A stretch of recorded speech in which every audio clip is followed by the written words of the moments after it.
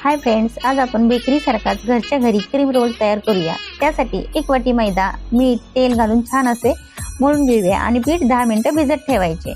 पीठ भिजेपर्यंत क्रीम तयार करूया। त्यासाठी एक बटर घेऊन त्यामध्ये पिठी साखर घालून मऊ होईपर्यंत फेटून घेऊयात। एका कॅरी बॅग मध्ये भरून नंतर रबर लावून बंद करायचे। या पिठाचे 2 गोळे तयार करून थोडेसे लांबट आकारामध्ये लाटून घ्यायचे आणि पुन्हा एकदा अशीच घडी करून पुन्हा एकदा लांबट आकारामध्ये लाटून घ्यायचे। असे 3 वेळा करून पट्टीच्या आकारामध्ये कट करून घ्यायचे।